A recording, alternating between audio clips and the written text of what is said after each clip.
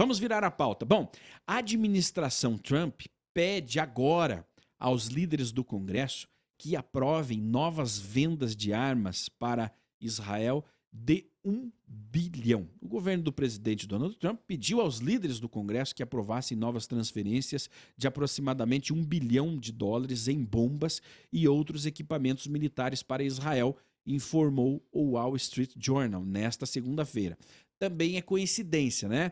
As vendas de armas planejadas incluem bombas de 4.700 libras, avaliadas em mais de 700 milhões, e escavadeiras blindadas, construídas pela Caterpillar, avaliadas em mais de 300 milhões, acrescentou o relatório. O fabricante de equipamentos de engenharia pode enfrentar críticas de membros progressistas do Congresso devido ao uso anterior deles por Israel para demolir casas palestinas. Sempre essa Palestina, essa causa palestina, no meio dos desafios de Israel, né? Trump já havia suspendido a proibição de bombas de 2.000 libras impostas pelo governo Biden anterior, e o presidente dos Estados Unidos também disse que não reteria nenhuma remessa futura de armas para Israel. Eles pagaram por eles e estão esperando por eles há muito tempo, citou o Wall Street Journal na semana passada, enquanto ele estava a bordo do Força Aérea 1. O pedido do governo Trump ocorre no momento em que o primeiro-ministro israelense visita a capital dos Estados Unidos e se encontrará com Trump na terça-feira para discutir o frágil cessar-fogo do acordo de reféns com o Hamas. Bom, o Wall Street Journal também acrescentou que Netanyahu e outras autoridades israelenses provavelmente pressionariam o presidente dos Estados Unidos com outro conjunto de transferências de armas no valor de mais 8 bilhões solicitadas pelo governo anterior. Esse conjunto separado de armas incluía novos projéteis de artilharia, mísseis e bombas. Alguns legisladores do Partido Democrata conseguiram adiar a venda antes que o governo Biden terminasse seu mandato, disse a reportagem citando uma autoridade no Congresso. Lembrando que a vice-presidente dos Estados Unidos, Kamala Harris, que já foi, graças a Deus, era uma lobista incansável que tinha apenas um objetivo: frustrar qualquer ajuda americana a Israel e, do lado contrário, mandar o máximo de dinheiro possível para o Hamas.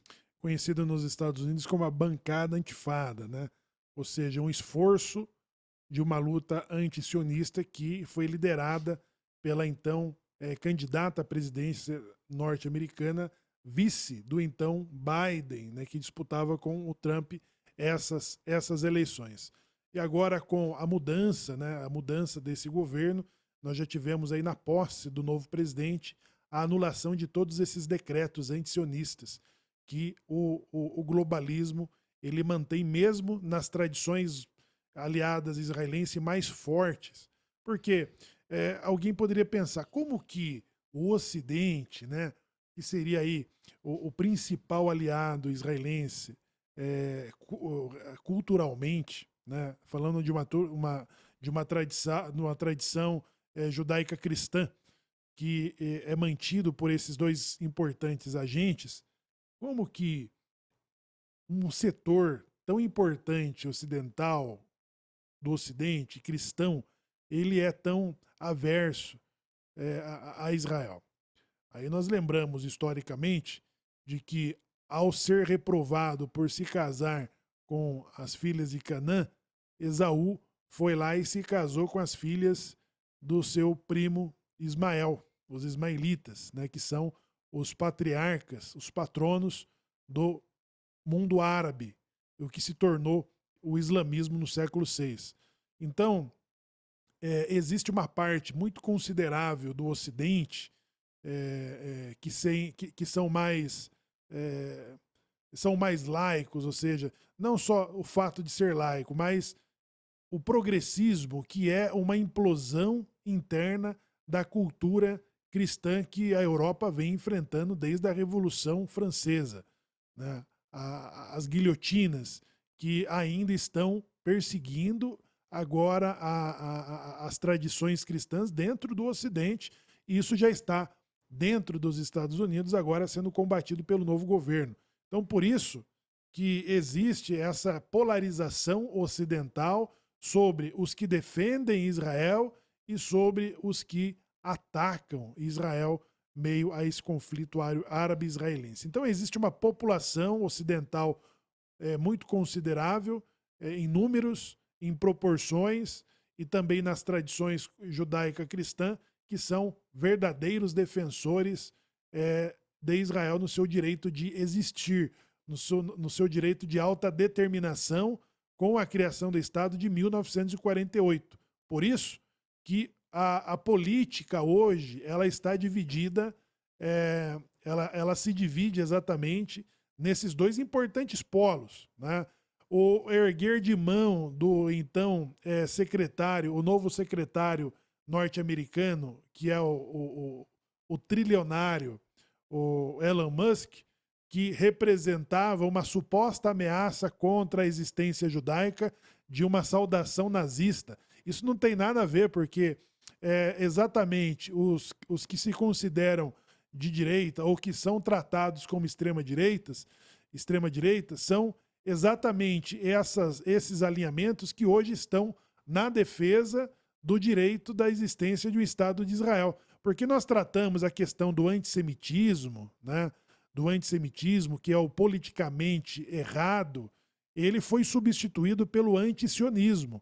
O antisionismo é a forma permitida de você odiar um judeu. E essa característica, ela não está expressa exatamente nos partidos de centro-direita ou de direita. Isso não está perceptível. Então, as últimas eleições que o mundo está se movimentando nessa polarização, você não tem senão a acusação de um fascismo antissemita ou de um nazismo antissemita encontrado a partir do centro-direita. Não existe. Isso não está correlacionado. Então você tem aquele nazista, supostamente, como diz a imprensa, da sua saudação, que estão tentando emplacar ao empresário Elon Musk, que visitou 2 vezes o Estado de Israel e que é um importante apoiador do direito de autodeterminação do Estado judaico.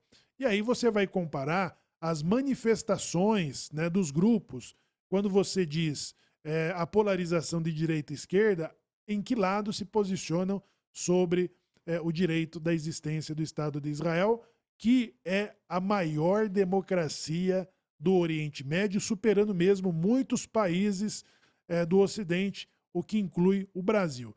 No quesito nível de democracia, o Brasil está muito abaixo do Estado de Israel, de uma democracia hoje relativizada pela atual política.